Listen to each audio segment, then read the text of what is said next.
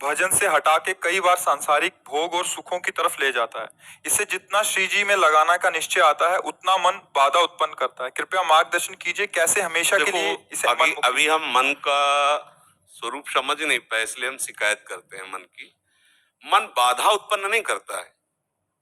मन को हमने वो पकड़ाया है, वही हमारे सामने पेश करता है।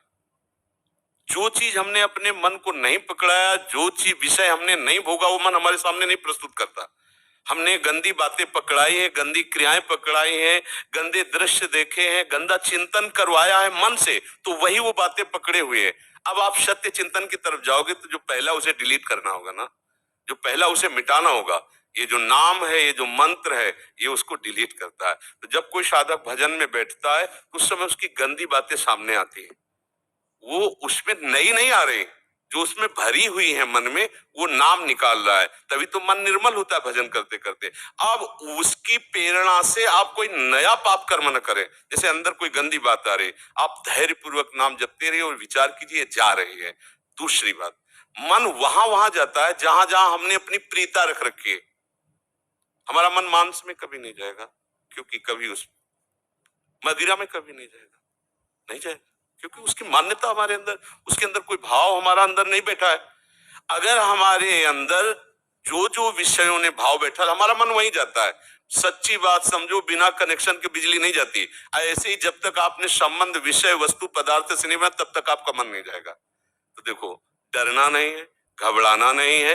मन जहां जहां जाए बार बार वहां से हटा के अपने लक्ष्य में लगाना है। हमारी विजय होगी, क्योंकि हमारा मार्ग सत्य है और हम भगवान के जन है। पर देखो, धोखेबाजी पाखंड नाटक नहीं करना चाहिए इस मार्ग में।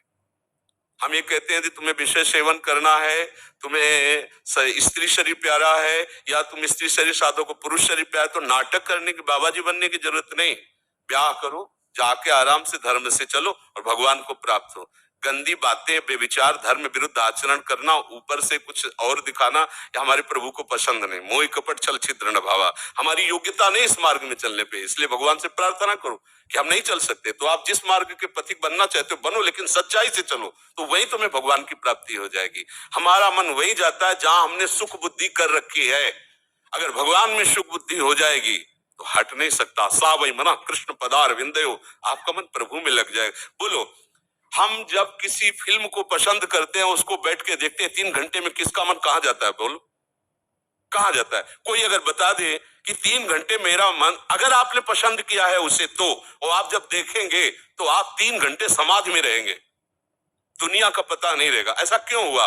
वो एक झूठा रचा हुआ नाटक था, एक झूठा दृश्य अभिनय किया गया था, लेकिन मेरी पसंद है तो मैं 3 घंटे बिल्कुल अपने मन को कहीं नहीं जाने दिया। और भजन में बैठते मन भागता है, क्यों? क्योंकि पसंद नहीं है हमारी। हम करना चाहते पर पसंद नहीं है।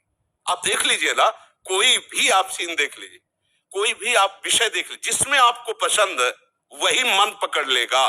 तो भाई, मन की क्या गलती? मन को लोग गाली देते रहते हो, मन बड़ा गंदा है। आपने जहां उसे खड़ा किया, वो आपका सपोर्टर है। आपने उसे गंदी आदत दे दी, वो गंदी आदत, अच्छी आदत दे। एक क्षण के लिए भी भगवान का विस्मरण नहीं हो सकता, गला काटने पर भी।